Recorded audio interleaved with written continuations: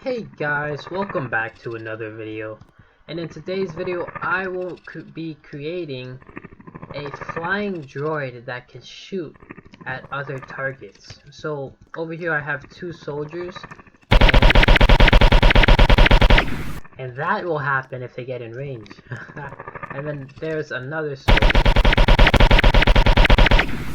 Yeah, dead bro. Yeah, and they died like that. And then it's just gonna destroy. So yeah, I will show you guys how to make this flying droid, and let's begin. So the first thing we want to do, well, I want to clean out everything so I could show you guys how to do it. So I cleared out all the stuff I used, and we're gonna start from scratch by just getting a mesh. And this mesh, I already got meshes open, that's great. We'll get a plane this time. A flying plane. What about this one? Alright, we'll use this plane and we'll attach guns to this plane. So this gun will be a new flying plane that can shoot at people. So we're gonna make this very small. And you guys probably already made a mesh for this, but I will just do that really quickly just to make. Alright, that looks fine. Yeah, this looks like a good size. And we're just gonna turn properties on. Properties, and make can't collide off. Right, we don't want it to go through and bang in a wall. And if that happens, you know, a plane's supposed to explode, so yeah. And something else we also have to add is a part. And this part is basically going to hold our particles. And I usually call this part fire part. So this is going to be called fire part. But there's going to be two of them, so we'll call this one fire part. And then we'll duplicate it again. Actually, no, we're going to duplicate it after. So let's change the size first. And this size. Alright, and make this one black. So that's our gun right here. It's going to be mounted on the side of the plane.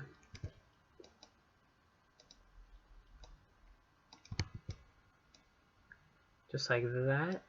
And resize it. Alright, that looks fine. And we'll make a second one by duplicating it and then moving the other one to the other side. So yeah, we have two guns. I think that's centered. Yeah, it's pretty centered. Here, let's move that back. Alright, that looks fine. So yeah, this is going to be our two gun holders. And then this one's going to be called two fire part. Okay, and inside of each part, we want to insert a particle emitter. And so, yeah, there's a couple of things we have to change with the particles. So I already have the ID, and that's the ID I will use. It just changes it to this, which looks more of like, it will look more of like firing when we put this on. So when we put the light emission on, it makes it look like it's firing a gun. So if you want to use this particle for firing, just change your code to this. Just copy this code and paste it in texture, and then automatically this is gonna fill up this other stuff. So just type in this code right here, and after you do that, put on light emission, and we'll make this orange so it looks like a actual gun. Ooh, and look at that. That already looks like it's it looks like a bullet type of flash. So that looks really cool. And we're just gonna make this small, like 0.1. Actually, no, 0.5 seems better because it's a small plane. The height, the lifetime is what makes the height. Right, and we'll make this really small. I think 0.25. Yeah, so that looks like it's gonna be firing there. And doesn't look too good. Let's move these forward. Alright.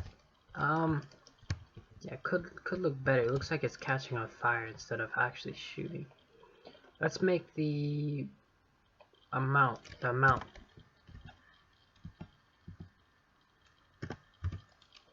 Now it's shooting. I think it's because I didn't make it so the...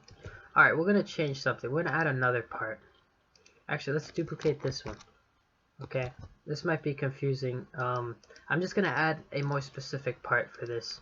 Okay, so I just duplicated this part and I'm going to put it inside of this. Okay, and this part is going to be on the end, so it actually looks like it's shooting. So it's going to be right here. So you see like how the it's at the tip of the gun instead of all over the gun. So it's going to be like that, and I'm going to just rotate this 90 degrees. Actually, let me make this 45-degree turns. Just like that. And now it looks like it's actually firing a gun on the tip of this. So as you guys can see, just like that.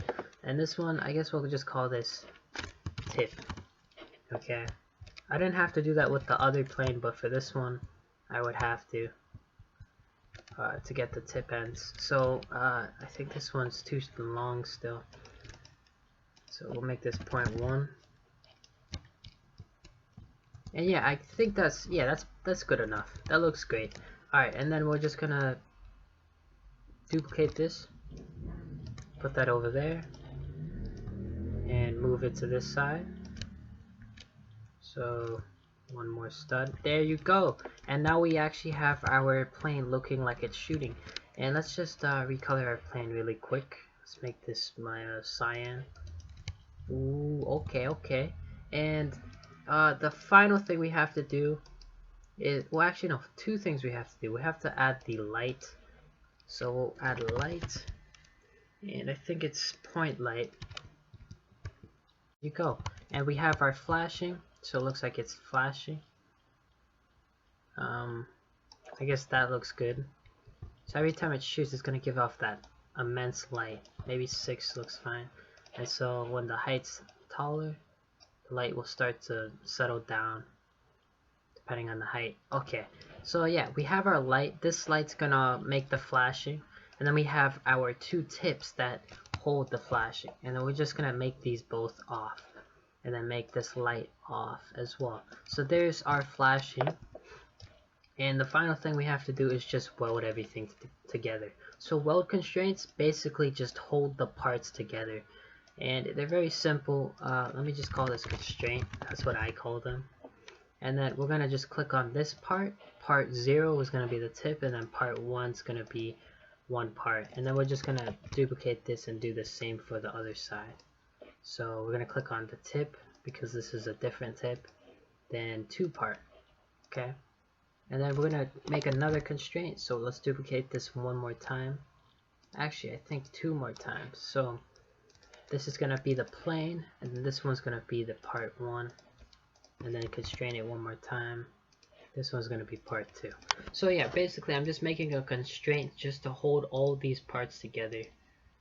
And oh, I have to also make a weld for this. So yeah, there's a lot of welds involved just to attach these guys together. So one part to the tip.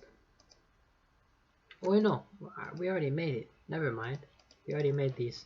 Okay, so yeah, we just need a total of 6 weld constraints, connecting this to this, and then this one to that one, and then these to the plane. Okay, I hope that makes sense. So we just basically made our model. It took a bit longer than I expected, but we're gonna put this in replicated storage, and let's get started scripting this. Oh, and just make sure that these are not anchored. Okay. So we're going to put a script inside of starter character scripts. We'll call this one fighter plane. And the first thing we need to get is the character. And the character is the script.parent. Because once the game runs, this script is going to be placed inside of the character. That's why it's inside of the starter character scripts. And then we need the local humanoid equals character wait for child humanoid, because humanoid might not be loaded in time. And the next thing we need is local plane equals game.replicated storage.plane. And usually it would make sense if you guys are gonna have a multiple models, you would put this inside of a folder just to make it neat. And we'll call this props. call these props. And so we'll do game.replicatedStorage.props.plane because it's just more needed. And you'll probably have more models in here, like yeah, you guys will probably have more models of different things here. So just like that, you'll have multiple, but we just want the plane. So we got the plane. Now we have to clone the plane. So we don't just take the plane and we'll never have to get it ever again. So we have to clone it. And once we clone it, we have to get the items inside of the plane. So the things we need is just the light and the particle emitters. So the first one we need to get is the light. Local light equals plane dot light, and then we need to get the particle. So let's just call this one fire equals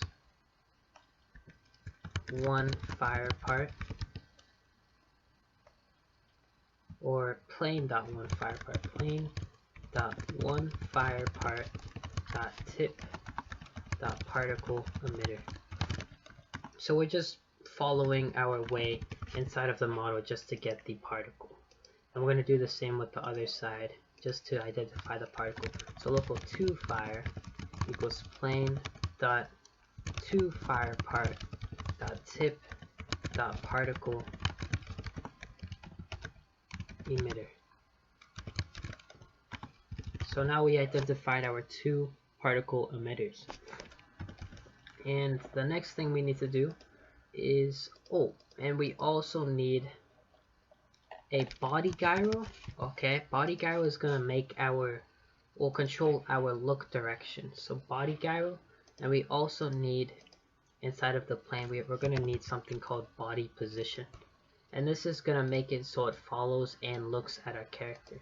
So this is gonna rotate, and this is gonna make our position follow our character's position. Okay, so we have everything in there, and now we have to get that. So we'll do local body gyro equals plane dot body gyro, then local body position equals plane dot body position, and then we have to set a couple things.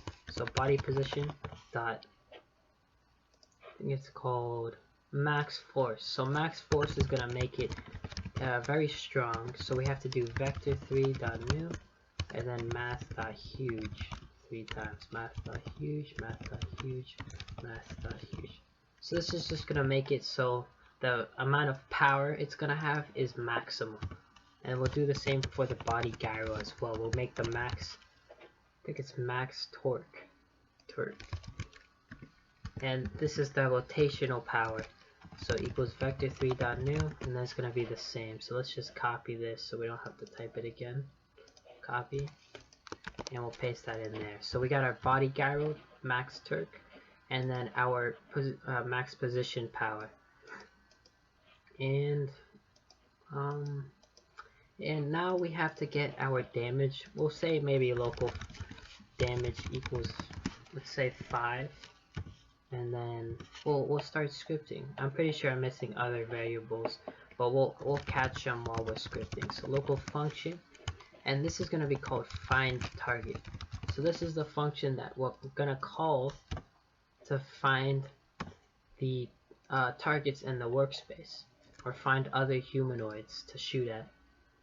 And first thing we need to do is we'll look for everything in the workspace. So for IV and pairs workspace get children, do if v find, actually we'll make this in a variable, local enemy humanoid equals v find first child humanoid. So we're just looking for everything in the workspace and seeing if it has a humanoid inside of it. So this has a humanoid in it, so soldiers have a humanoid. And we'll say if enemy humanoid and enemy humanoid.health is greater than 0, so it's not dead, and enemy humanoid.root part. And root part of the enemy humanoid, or any humanoid, is the humanoid root part. So where's enemy? The root part. So it says right here root part, and then the root part is considered the humanoid root part. So that is basically what the root part is inside of humanoid. And now we have that defined. And another thing we have to check is and v does not equal character. So that's saying if it's not our own character, because we don't want to shoot our own character with the thing, or else it's gonna be following us and shooting at us. So that just wouldn't make sense. So after we do that, we need to check our distance, and this will be the range. So let's set our range variable right here, local range, and let's say we want our range to be maybe 50 studs. And now we have to calculate our range, comparing it to our position currently, to our enemy's position. So local distance equals well, we have to get our plane. So plane dot position, because plane is a part, so plane has a position. But if plane was a model, then this would error. So plane is a part, as you guys can see, it's a part, a mesh part, so it has the position variable. But if it was a model, if it was a model with all these things in it, then it would error. So you'd have to get something different to find that out. So we got the plane's position, and now we have to subtract that from the enemy's position. So we have enemy humanoid dot root parts, where we're getting the humanoid root part of the enemy dot position, and we're gonna wrap this in parentheses, and we're gonna do dot magnitude. So now we have our distance, and we have to do if distance is greater than, or less than or equal to 50, or range, then, so here it's gonna actually define. So if it's in our range, so we get the distance and we magnitude it, that's a built-in function, and if it's less than 50 studs, then continue the script. So we're in 50 studs, and now we're gonna say, okay, we're gonna say range equals distance. And why we're doing this is because we want to get the closest troop. So this is going to run multiple times, and we need to get the closest troop in range. So we have to set the range to the distance, and then it's going to reset over time. So yeah, I hope that makes sense. So this is going to make it so we get closest enemy by setting it to itself. So this is going to run multiple times, and it will find our closest enemy. And this checks range. And now we know that the troop is in range. Now we're going to use something called raycast. Okay, so this will make it so our droid or our plane does not shoot through walls. Okay, so it doesn't make it so if this guy's across the wall, we won't be able to shoot at it, because that would be a bit broken, right? So we're gonna use a ray. So local cast ray equals ray dot new, and inside of this we want to get our plane position, plane dot position, and then comma, and then our vector 3 direction. So we got our origin, now we need our direction. So we do parentheses, and then we get the enemy root parts position. So enemy humanoid dot root part dot position minus our plane's position, plane dot position. So that's gonna get our distance, and also we have to dot unit this. So dot unit, because that converts it to vector 3s to subtract it. So this is going to give us a vector 3 unit, and we have to convert that to a number. So we dot unit that, and then we multiply this by 500. So yeah, this is the default way of making a ray. But there's a new method of making an array, but I'm using the old method, which works completely fine. So now we made our array.new, and then we do .unit and then multiply it by 500. And now we have to set up our array by doing local, actually no, we just do hit and then, oh no, we can do local, can we? Yeah, I'm pretty sure we can do local hit and then hit position. Okay, hit position equals, then we do workspace, find parts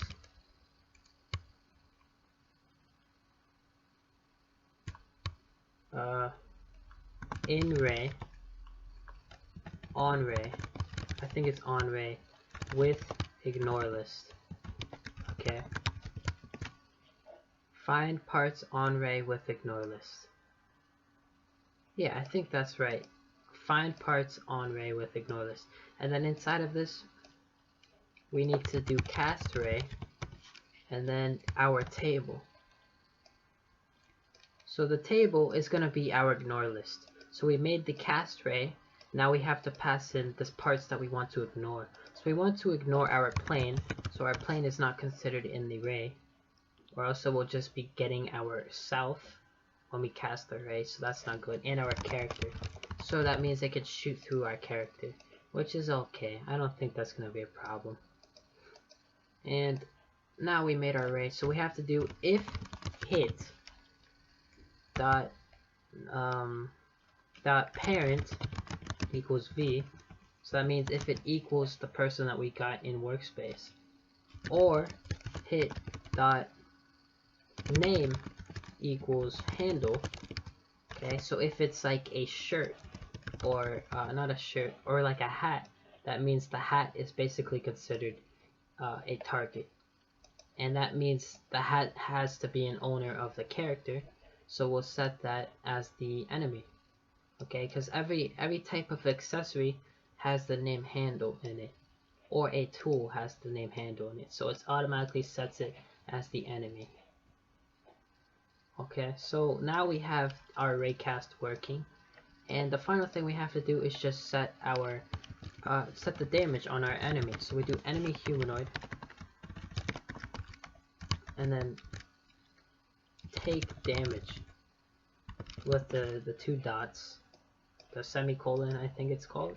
We do our damage, which is 5, and the next thing we need to cause the flashing and our particles. So we turn on our light, so light dot enabled, and we can see here our light has a property called enabled, so that thing's gonna work really well. Let's call this 27. Okay, so our brightness is 27 now. So light dot enabled equals true. So we turn on our enabled. Now we have to do our particles as well. So one fire dot enabled equals true. And yeah, this one has an enabled property as well. Two fire dot enabled equals true. So this is going to turn on our flashing, and now we have to, well, we have to return that it's true. So we're going to do return true.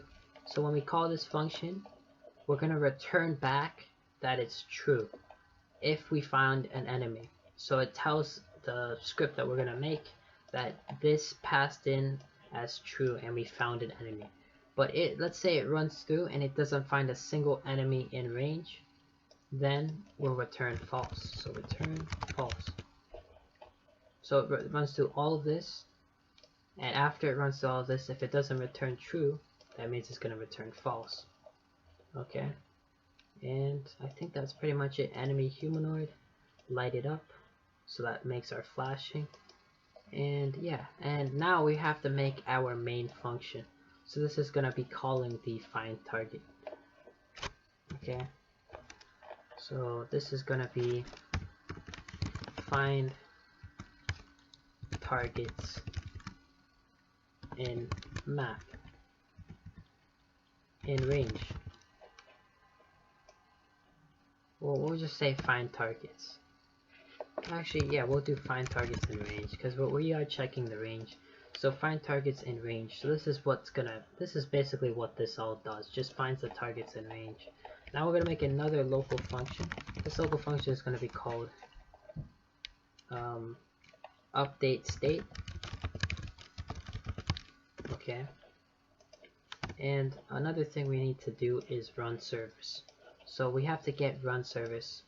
And here, how do we get run service? We do local run service equals game get service run service. So we got the run service, and we do run service dot heartbeat, and then equals connect update status, update state.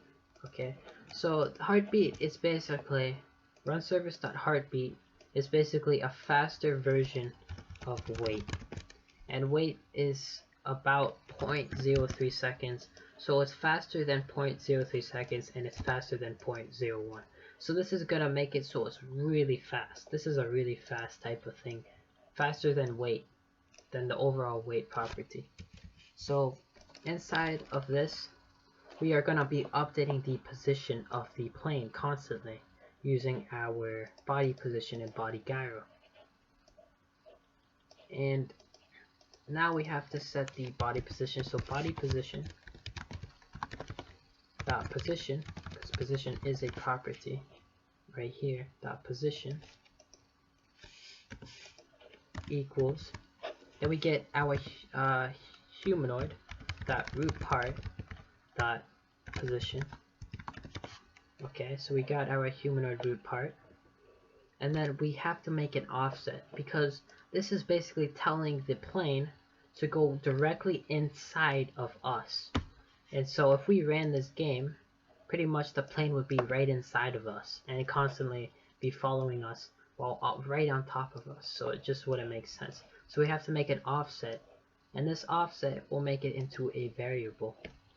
So right over here, we'll call this one local origin offset.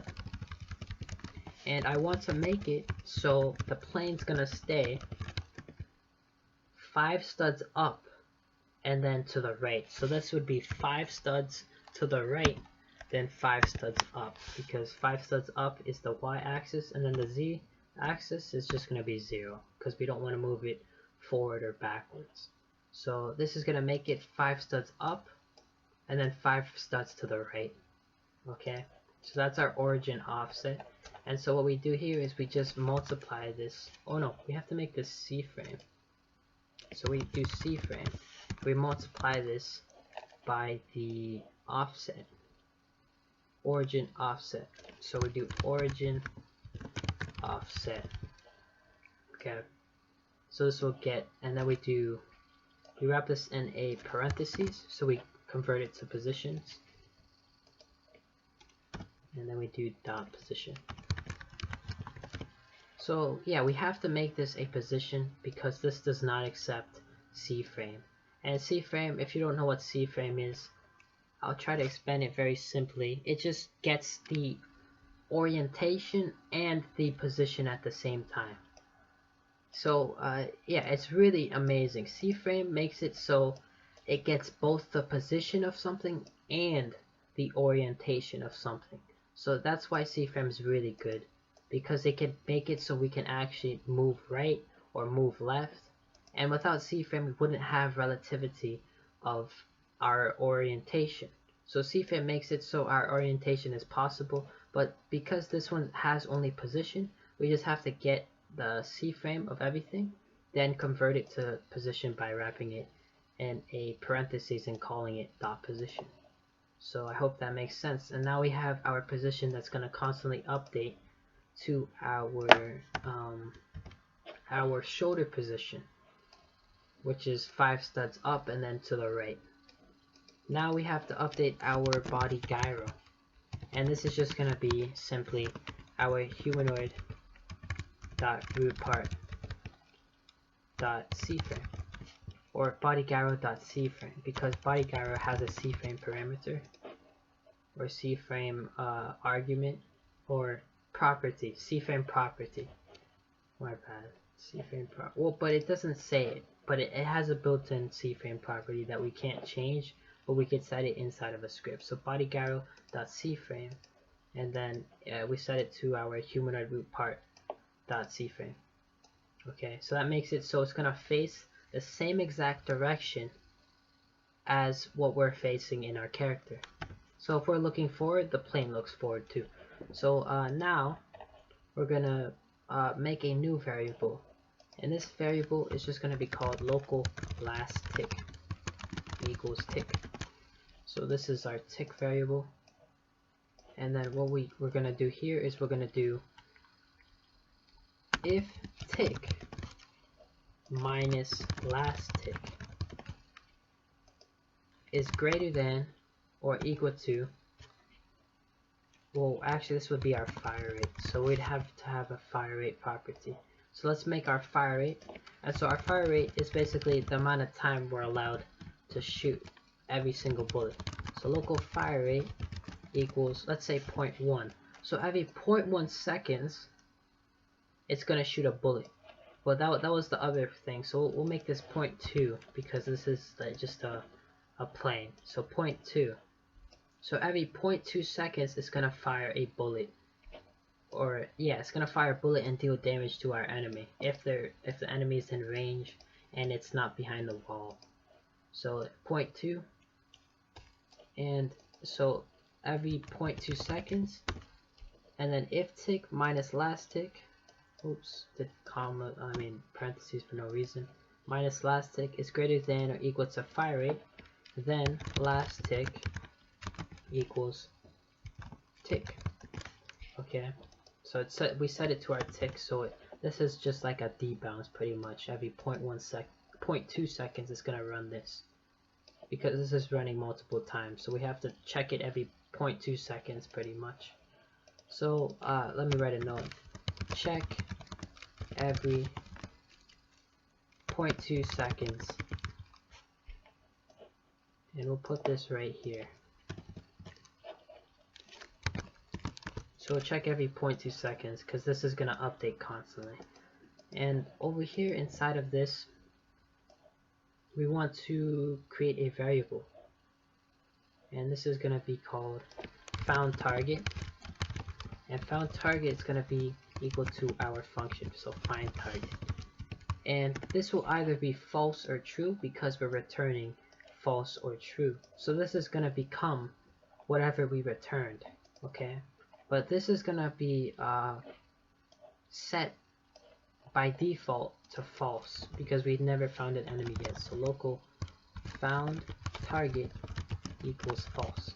Okay, so we set our found target variable to false. Okay, automatic, so that doesn't error. So this is a global variable. Okay, that means it can be used anywhere inside the script. Oops, what the heck happened there? So yeah, this can be used anywhere around the script. And now the next thing we want to do is we have to check. So if not found target, so if they didn't find a target, then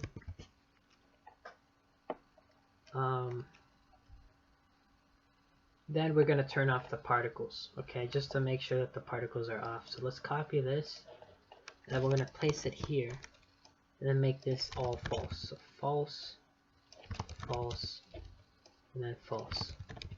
Okay, so this makes it so our particles are off. So that's if they don't find a target.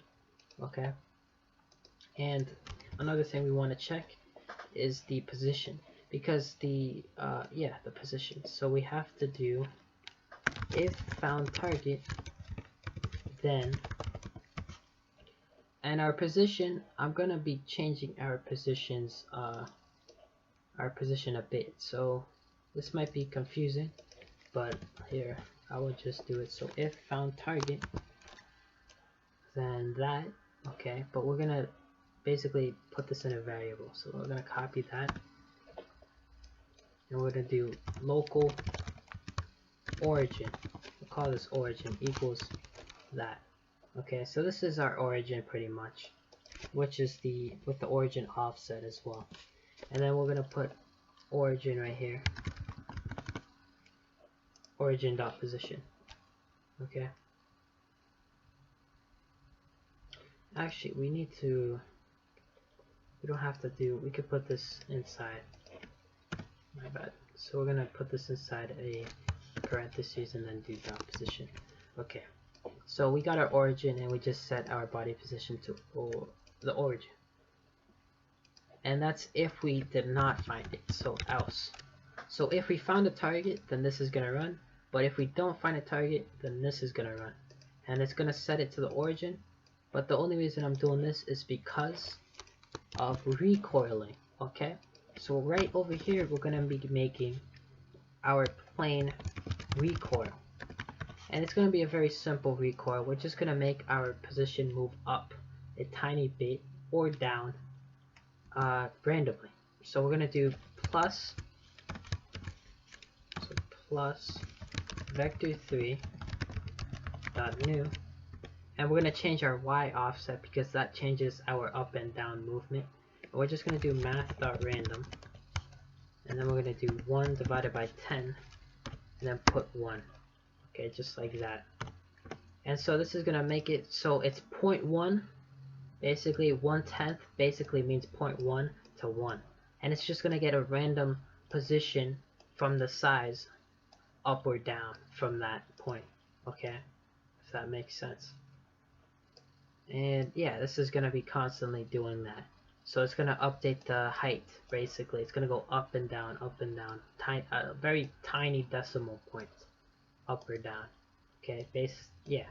If they found a target. So this is going to cause the plane to recoil, and this is going to cause the plane still, following the origin.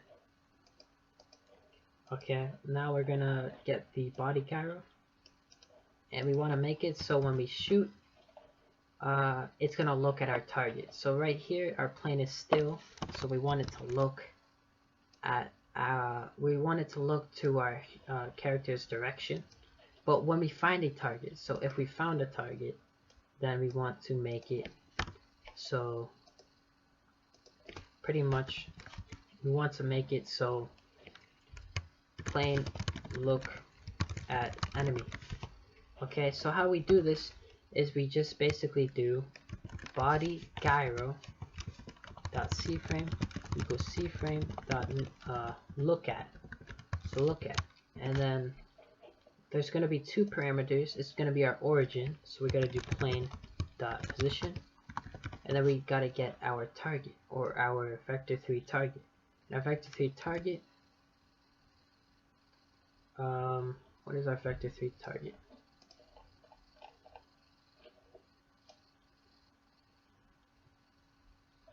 Okay, we're going to change a parameter. So right here it says return true, and we're just going to make this return v. Okay, so that's going to return our enemy. So if they found an enemy, this is still going to be true because it's still returning something, so that means it's going to be automatically set to true. So this means return v, which is our enemy that actually got through all of these parameters. So return our enemy. Now we have our enemy set to found target. So if we found a target, then we do plane dot position, then found target. Actually, we could do something better. We'll make this the enemy humanoid. Okay, so enemy humanoid, which will also means true in these if statements. So if found target, which means if they found an enemy humanoid, then found target means enemy humanoid. So enemy humanoid dot root part dot position. Okay, so this makes it so our body gyro dot cframe looks at our enemy. Okay, I hope that makes sense. So it just basically looks at our enemy from our current position. Okay, plane look at enemy, plane still, and then plane look relative to our character. Okay, And yeah, that's pretty much it. I'm pretty sure that's pretty much it. And this is gonna be checking every 0.2 seconds if it finds an enemy. So check every 2 seconds, and then find the target. And if they find a target, this will be passed as true, which means it passes an enemy humanoid, so it passes something, so this is true. Or it's gonna pass in false. This can also be nil as well. It can also be nil, which will just do the same exact thing, but we'll do false because it looks better. So return false.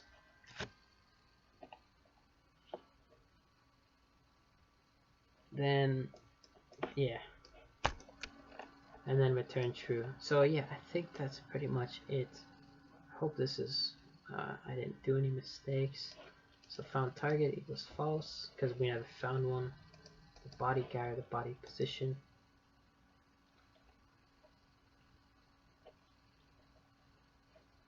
And yeah, I think that's pretty much it, guys. We'll run the game just to make sure that everything works. The range is constantly being updated. So return. Well, this one means didn't find a target. So returns false. Found enemy. Okay. And this, the plane, the ray casting system, don't shoot through walls. Okay, so that's what the ray casting does. So yeah, just making sure that I didn't forget anything, but I'm pretty sure I didn't. So now we're just gonna run our game. So yeah, we have our thing. Let's just remove these models because that was just an example. So we have our plane inside of props, which is a folder. We have our fighter plane script, and now let's run the game. Make sure everything works.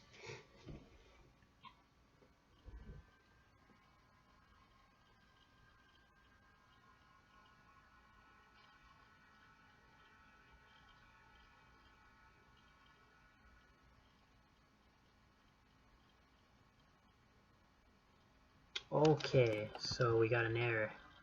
It's running really fast too. Okay, what is the error here? Position is not a valid member of vector 3. Oh, I know my mistake. So this origin offset has to be C-frame. So C-frame.new. So instead of vector 3, it should be C-frame. Okay, that was my mistake.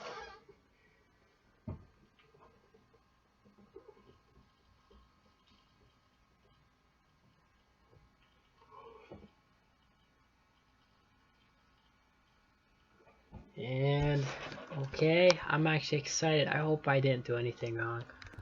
And where is our plane? Oh, we didn't even parent it. Okay, we forgot to parent it to the workspace. My bad, guys. Let's do that really quick. So now we just do plane.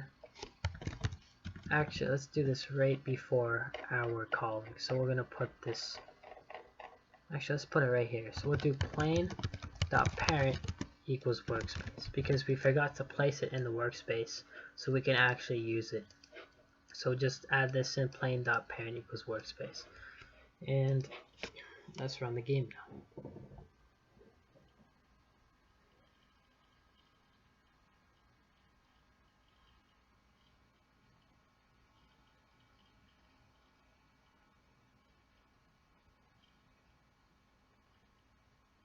Okay.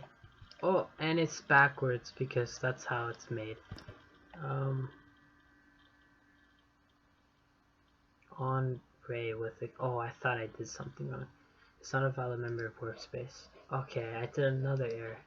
Find parts in ray. Maybe it's in ray. Find parts in ray. Find parts in ray with ignore list. Yeah, I think it's in ray. So find parts in ray with ignore list. Okay, I'm doing a couple of simple errors there, but yeah, I did something wrong there, so it's alright. I think it's in ray. I hope it's in ray. So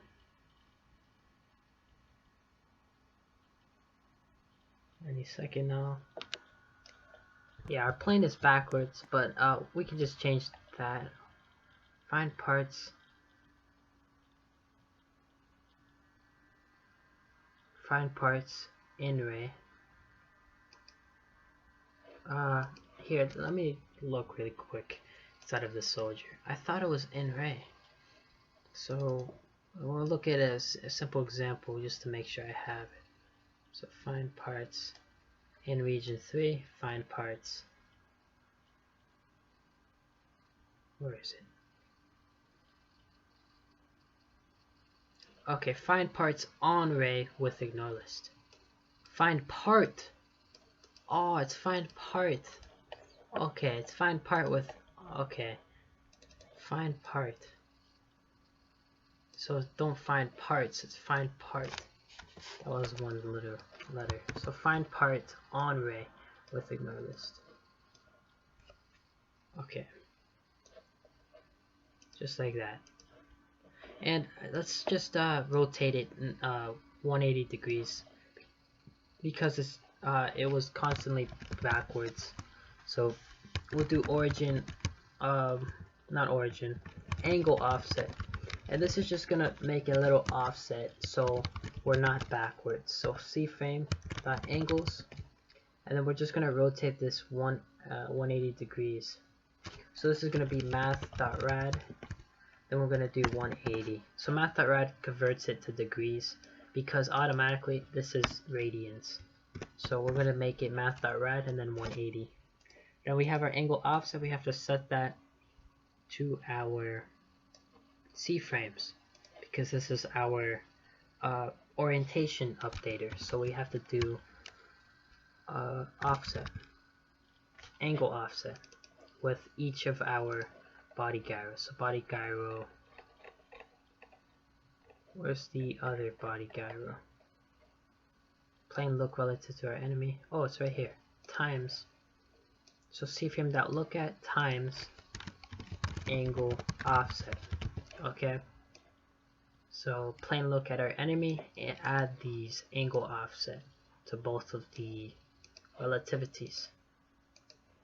Okay.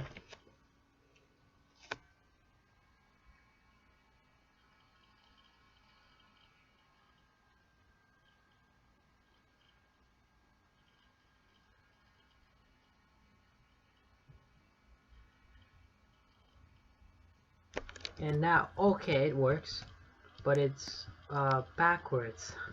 Oh, it's alright, it's okay. You guys get the point, okay? So, there you go. It actually works. But I didn't add sound. But everything works. I just have to add the sound in there. It's just backwards as well. So what would that be? How would I change the backward? Real quick, I'm just gonna make it so it's not backwards or not upside down. So this is probably gonna be our y value. So math.rad. Then we have to make this 180 degrees as well, so it's not backwards. Actually, I don't think it's our height. Would it be? Let's put it in our z-axis. I think it's our z-axis. So that would make it so we're not upside down. Okay.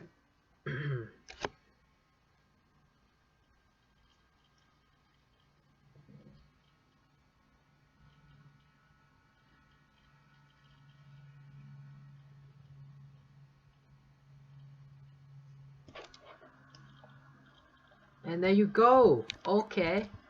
Now it's not backwards. And it actually is flying. What about the recoil? Okay, you guys can see it's slightly recoiling when it shoots. So you saw it was bouncing up and down. That was because of the math.random that we added. So math.random, it says it right here. This thing right here makes it so it shoots up and down slightly. So that's really cool. That makes it a little recoil when it shoots. But we didn't add sound. Let's add sound really quickly to our plane. And we're just going to get a couple sounds. So let's just make a sound. And we're going to get our death sound. Death. And then we're going to get our move sound. And then our, what's the final sound? we're gonna get our shooting sound, of course. So our shoot sound. So we have our three sounds here: our death sound, move sound, and shoot sound. And our death, I forgot to add that in the script. Basically, it makes it so when we die, the plane doesn't stay alive because we want to destroy the plane so it doesn't just stay floating in the air. So we do connection equals run service so we can disconnect it. So if we check our humanoid, if humanoid and humanoid dot health is less than or equal to 0 or not humanoid. So if we don't even have a humanoid, that means we're dead or we just self-destructed. Then, well, actually no, that wouldn't make sense. The script is on us, so that wouldn't really work. Actually, let's just do that anyways, just so we make sure that our plane destroys on death. So this is gonna basically mean destroy plane on death. So when we die, the plane dies as well. And what we do is we just do plane destroy. So that's just gonna destroy the plane. We want to play our death sound, but we didn't get our death sound yet.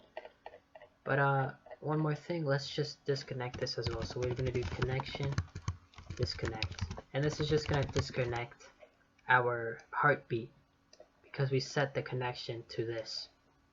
So we're just gonna disconnect that connection. So this is gonna automatically turn off as soon as our plane destroys.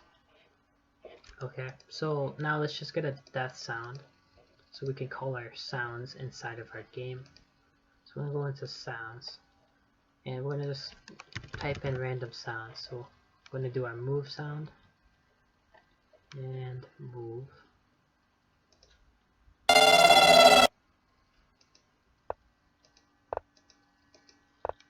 Oh, I guess move would be plane, right? We'll do plane.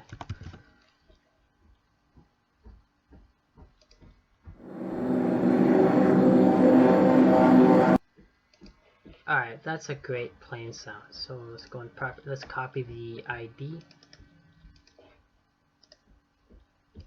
That's gonna be our move sound. So we're just gonna place this inside of our sound ID for the move sound. Yeah, that's fine. And then we're gonna have our shooting.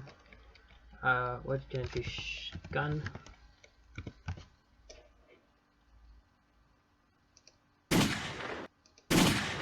That's like a rifle. You don't want that. Bang. Bang. Gun. Man, you guys couldn't just... Okay, we'll do shoot, okay? Shoot. Pew. Alright, that sounds like a good sound. That's not too bad.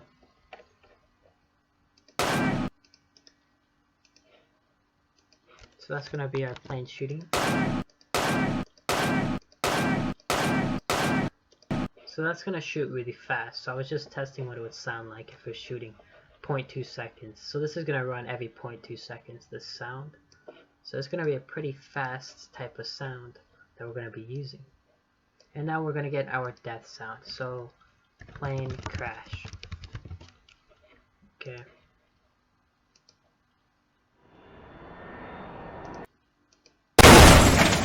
Okay, that was loud. Yeah, we'll use that sound. Oh my gosh, that was freaking loud, bro. Alright, well, we got our crash sound. And I play that really loud for you guys, my bad. Didn't mean to. So we got our crash sound. And I guess we'll lower the volume a bit with that. 0.25. And yeah, we'll keep it. Alright, so we got it at 0.25. We got our moving, our plane moving sound, and our shooting. And now we just have to call that in our script. So we just have to make the variables for it. So local s death equals plane dot death. And because these sounds are in a part, that means the sounds are going to play relative to the part. But if this was in a model, so if the sounds were inside of the model, because your plane is in a model, So if it's like this, then the sounds are going to be played all over the workspace. So it has to be inside of a part, so it's relative to the part. But if it's in a model, it's going to be played everywhere, so you could hear the sound miles away. So you definitely want to place it inside of a part, or else it just wouldn't make sense. So we're going to do that, and then local s move equals plane dot move, and then local shoot s shoot, so it's sound shoot equals plane dot shoot. Now we're gonna call our sounds really quick. So we do s shoot that equals play, or semicolon play, so that plays our sound. We want to loop our move, so this is going to constantly be playing our move sound. And we're going to change the volume when we're shooting, so it's not that loud when we're shooting. So we're going to loop our move sound, and now we're going to call our move sound.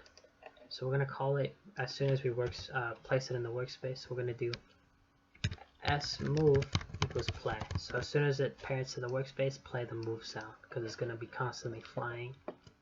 And then we're going to just change the volume.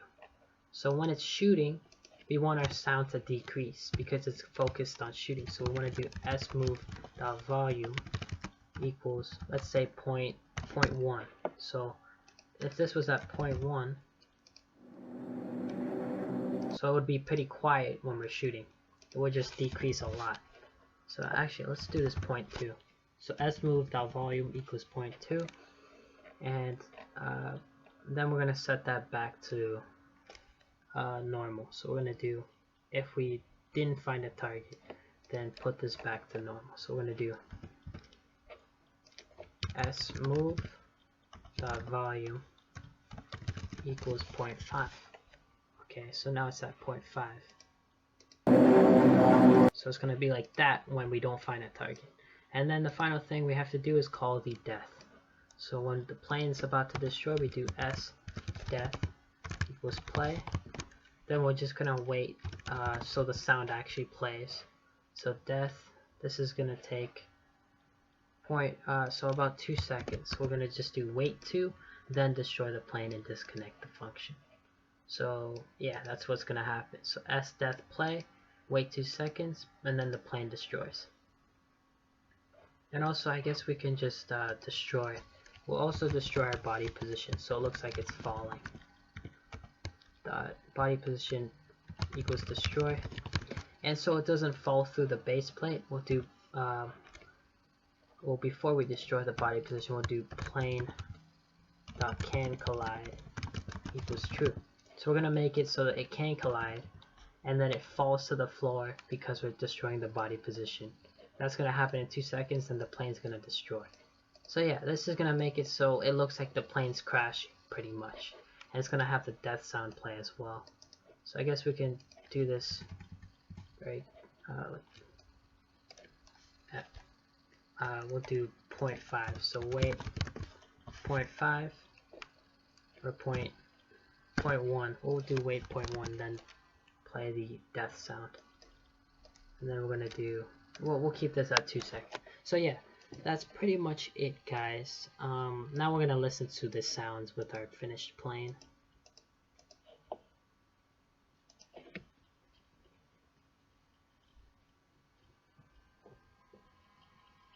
So we're gonna run the game, and this must have been a pretty long video. I'm guessing maybe like it's been 40 minutes, maybe even more. So we got our plane. It's pretty loud. It's looking at our direction. It's gonna be shooting. It's gonna be playing the sound.